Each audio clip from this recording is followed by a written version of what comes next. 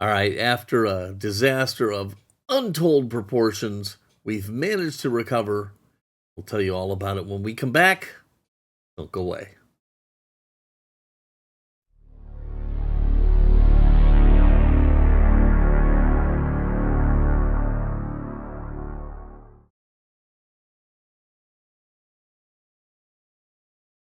Hello, everybody, and welcome to Fat Guy Productions. I am Paul, coming to you as always from beautiful Las Vegas, Nevada.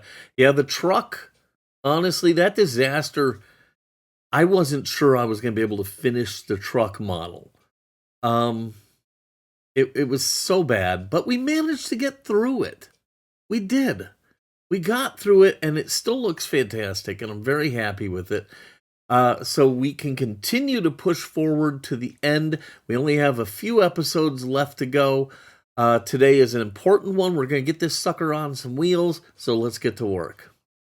All right, we have a lot to do today, so let's get the front wheels on.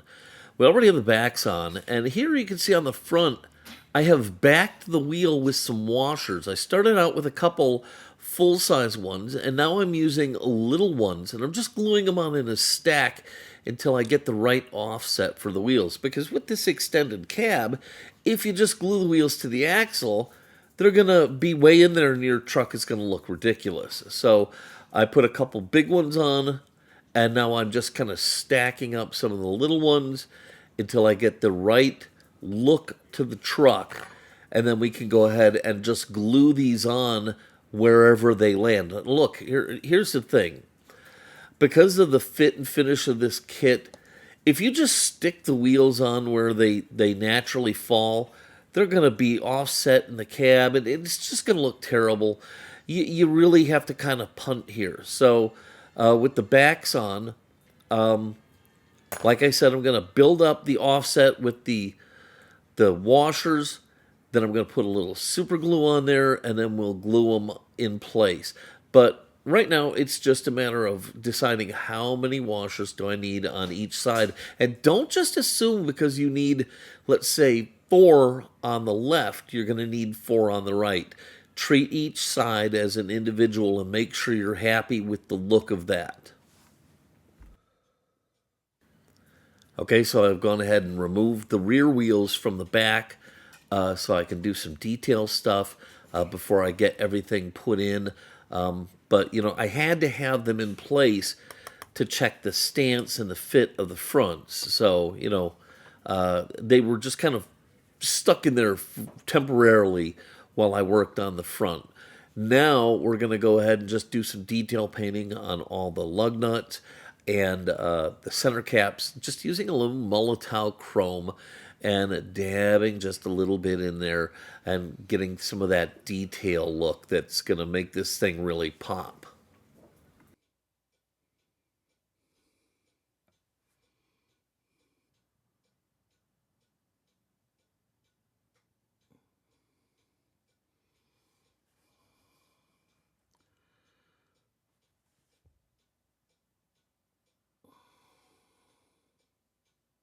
Of course, every tire was had the tread sanded and had the front surface painted with Tamiya NATO black. And so I'm going to have a really nice, realistic finish to the tires for this truck. Otherwise, frankly, they're not really good in the kit. And, if you don't do the extra work here, they're just going to look phony. They're going to continually fall off the rim over time, and it's going to be a real mess. So make sure you put in some effort into your tires and wheels.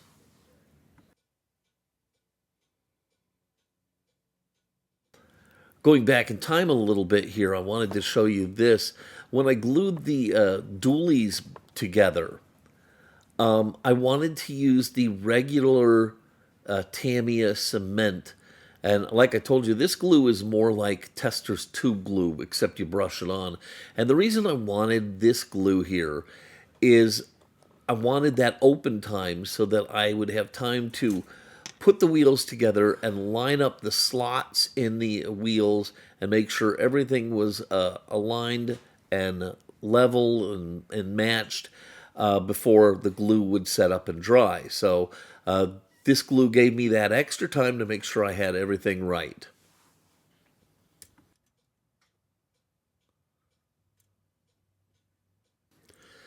Okay, so now it's off to the chrome sprue. I'm going to get a couple of the chrome wheel rings for the front wheels, and I'm going to get a couple of the chrome center caps for the rear wheels, and we'll clean those all up and glue them in place. Now, it's important to scrape away some of the chrome where the glue is going to go and some of the paint. And also, it's important that wherever you cut these off the sprue, there's going to be a little discoloration from the underlying color of the plastic. And you can easily touch that up with a little Molotow, and you'd be surprised how well that will actually blend in. So make sure after you cut these off the sprue, you clean them up, get them installed, and then touch them up.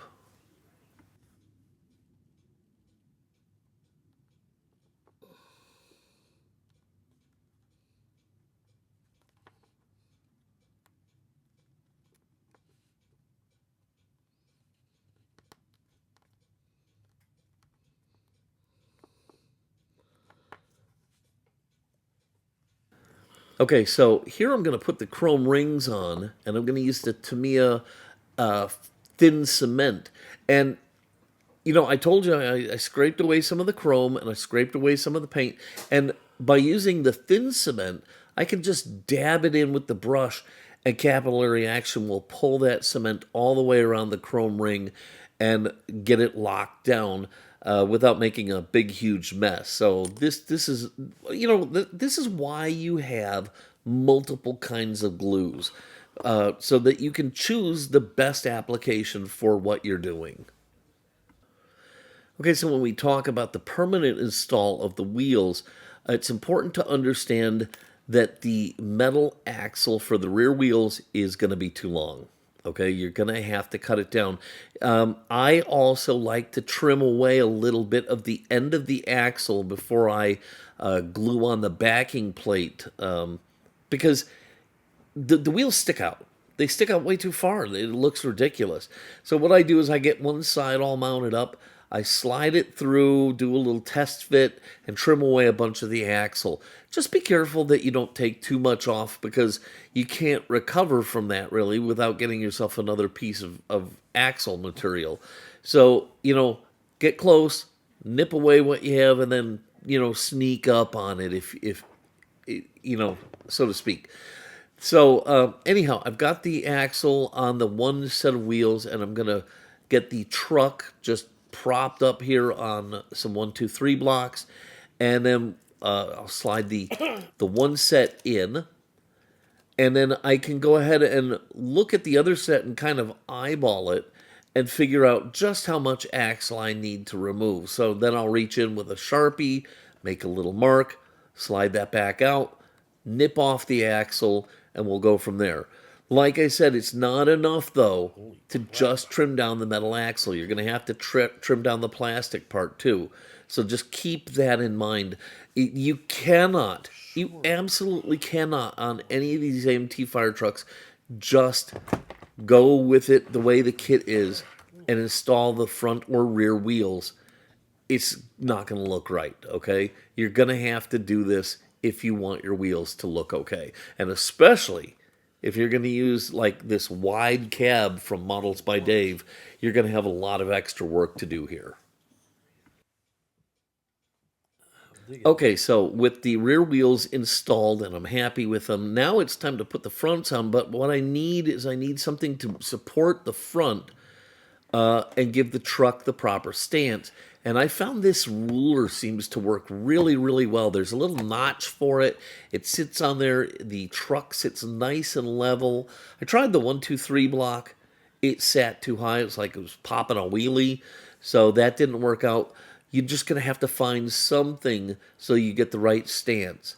Then I'm going to just take the wheels, one at a time, of course, and I'm going to put some CA glue on the back of them where all those washers are. And then I'm going to very carefully line it up to the wheel well, just kind of slide it in and stick it onto the end of the axle wherever it lands, making sure that it's centered in the wheel well and square, or lined up straight up and down. You don't want it toed in or toed out. You want it just right. Once that's dry, I can turn this over and enhance the connection by putting a little more CA there, and build that up and make sure it's nice and strong, because the connection may be a little bit tenuous, because you're not going to be perfectly square to the axle. You just aren't. Okay, especially if you're using an aftermarket cab.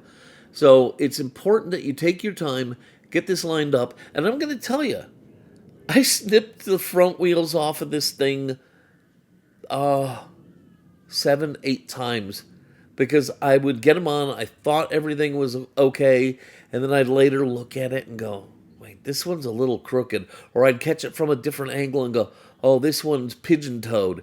Or, oh, this one's, sagging this direction. And it just, it didn't look right. So take your time. Do as I say, don't do as I do. Don't have to go back and chop these off a bunch of times.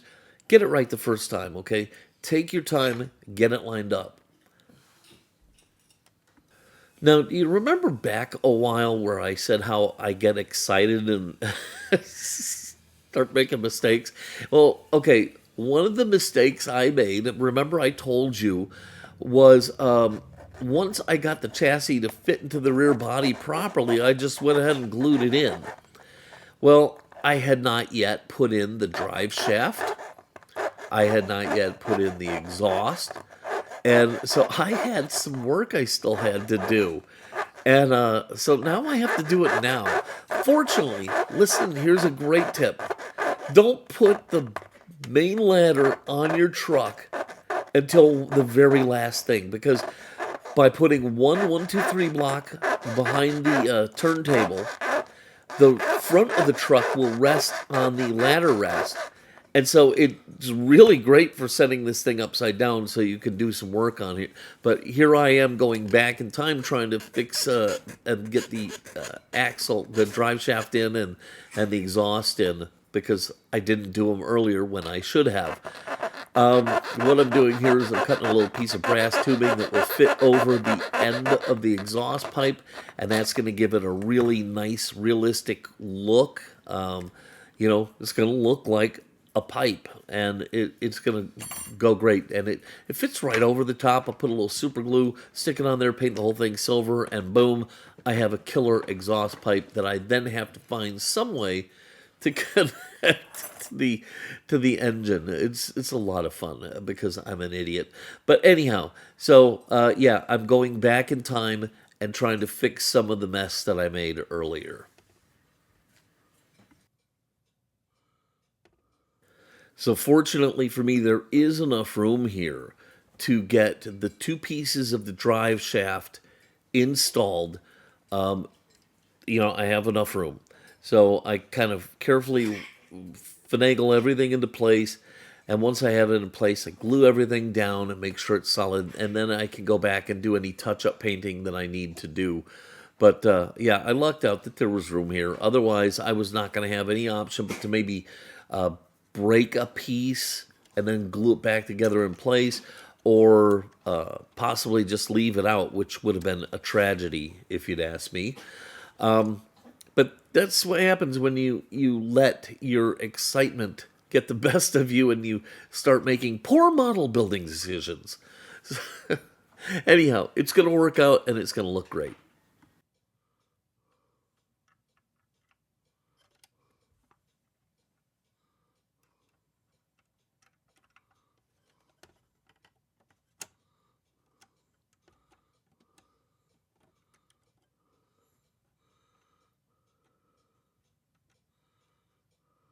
Now, yes, I'm working just styrene to styrene here, and I could very easily use model cements to put these parts together.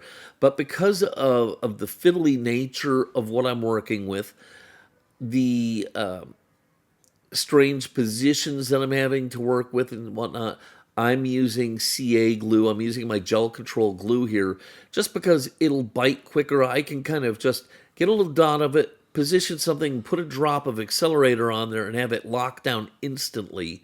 And that makes life a lot easier. So, again, another example of why it's nice to have a variety of glues at your disposal. So, do you remember I mentioned somewhere about how when I put the chassis in prematurely, that I didn't get everything painted that needed to be painted. And so while I was putting the drive shaft and the exhaust in, I kept staring into those rear wheel wells and seeing all that white stuff in there. And it frankly was driving me nuts. So I'm taking advantage of this opportunity with the truck upside down. I've pulled the rear axle back off.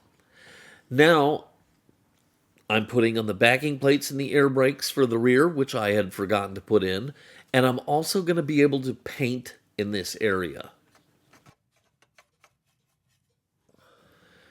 So underneath the truck, the chassis is a glossy black, but here I'm using a flat black Tamiya and just kind of brushing it in. It doesn't have to be really beautiful or anything like that. It just needs to be black so it looks okay, because I'm going to put this in a display case like I have the engine in, and it's going to have a mirrored bottom, so you're going to be able to see under here. So yeah, it does need to look decent. And this is all stuff I should have done earlier. And remember, I told you earlier, make sure you paint all the surfaces, okay? Even if you think you're not going to see them, paint them, okay? Because invariably with this kit, you're going to see some of these things. So if you have unpainted surfaces, they're going to stand out like a booger in your mustache, and nobody wants that, okay? So make sure you paint everything in advance so you don't have to go through all the heartache that I'm going through.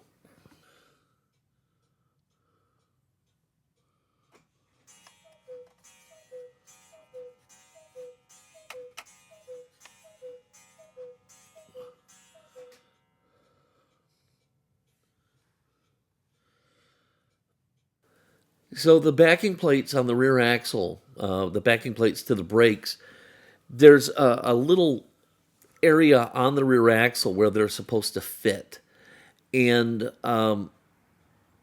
again, if you leave that on there, the the wheels won't seat deep enough. So I actually nipped some of that away with my side cutters to make the plastic axle shorter, along with cutting down the metal axle.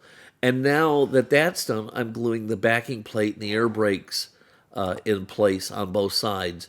But you really need to shorten this rear axle to make sure that the wheels sit right. Otherwise, they're going to be sticking way out and just not look right. And that goes for not just the truck, it goes for the engine kit too. All of these AMT kits are going to have this same problem vis-a-vis making sure the wheels sit right.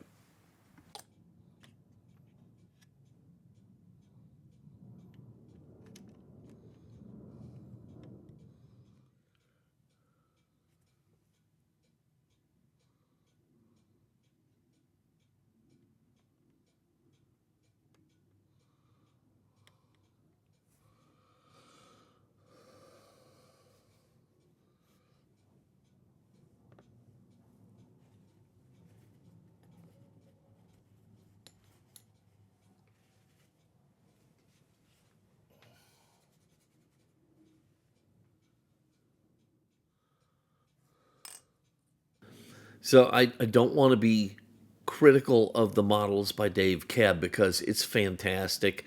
And frankly, it's the only game in town, but it really is done well. But there are problems with it. And, I have to point them out. Otherwise, I wouldn't be fair to you. The little part that supports the jump seats and goes over the radiator and stuff, it's incomplete. when you put it in and you put the battery covers in and everything, there's a big giant hole between the rear body and the cab. There's this massive, massive hole. And so I came up with an idea to fix that. But to do that, you have to kind of have two boxes of this kit open. I'm using two battery covers on each side. One like normal, and then the other one I'm kind of cutting away the little beveled edge, sanding that off, and then I'm gluing it in sideways to fill that big gap. Now, if you don't want to do it that way, you can do what I did with engine 14, and I just made a couple pieces of thick styrene shaped to fit, glued together so they were thick enough, and just glued them in like a little panel there.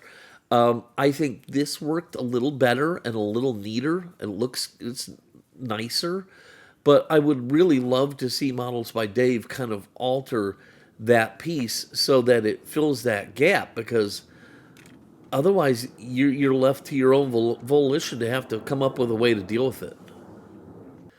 Okay, so once I'm satisfied with everything, I get the first battery cover in place, and I just kind of make sure it's nice and snug and squared up and properly positioned. Then I'll hit it up with a little Tamiya thin cement and let it flow through. I've scraped away the chrome so it will bind where it needs to, and then we'll let that dry. Then we'll put the other pieces in place, and that should finish this little detailed area up.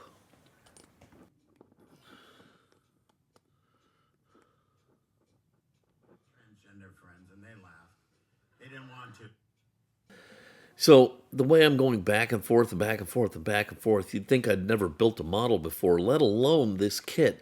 I've built this kit a dozen times. Now, granted, some of the things I'm doing here I've never done before ever. So I kind of am learning as I go. But I had done a lot of detail work on the airlines and the air tanks and stuff, and I built a little manifold where airlines were going to come out of, and some were going to go to the front brakes, some were going to go to the rear brakes, and I just never put them in.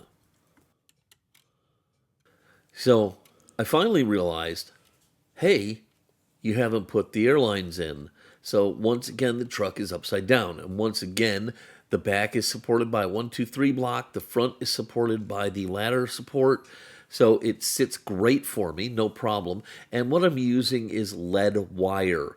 You can find this lead wire kit by going to my Amazon store at www.amazon.com/shop/Paul Udelis. And this lead wire set comes with many different thicknesses of lead wire, and it's perfect for wires or hoses or whatever. And so what I've done is I've cut pieces a little extra long, and I've glued them into the manifold, letting that dry. Then, one at a time, I will run them to their respective locations. I've got two that are going to go from the manifold to the front air brakes, and two that are going to go from the manifold to the rear air brakes. Now, I'm not a mechanic. I suspect that there are more lines involved, maybe two for each. I don't know. I'm not doing that, okay? I'm just doing it the best I can. It's just intended to be a little detail that nobody's ever going to see. But it was part of my plan, so I'm going to make sure I put it all in. And look here also. Now that I have that rear wheel well area painted in black, and I've got the dry shaft in, look how nice it looks underneath here. Okay, it's really starting to look pretty detailed and nice down here. So I'm pretty happy about this. And this lead wire just makes working with this kind of thing super easy. So anyhow, I'll go ahead and run the lead wire to all the wheels and a little super glue, glue them in place, and we'll be good to go.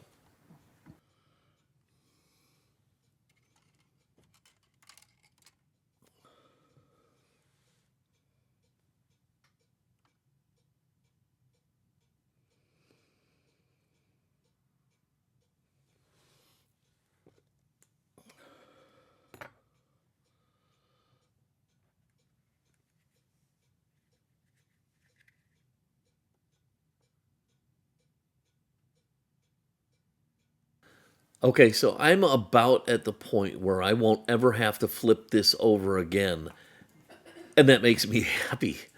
So I'm just taking this opportunity to reinforce some connections with a little bit of CA. Like right here, I'm just reinforcing where the exhaust manifold is connected, and I'm also gluing down the brake line up against the chassis. And, it really is looking pretty good underneath here. And I couldn't be happier with the way this is coming out. So, yeah, there we have it. I think this is a good place to start. I think it's the last time we're going to have to turn the truck upside down. So we're going to call it a day here. And when we come back, we're right at the end. We're almost ready to start putting all the details on. All right, there it is, the latest episode of Truck 18. And it's actually starting to look like a vehicle. It's sitting on wheels, it's got a drivetrain and all of that. And really, all we have left to do is all the minutia lights and sirens and tools and things like that.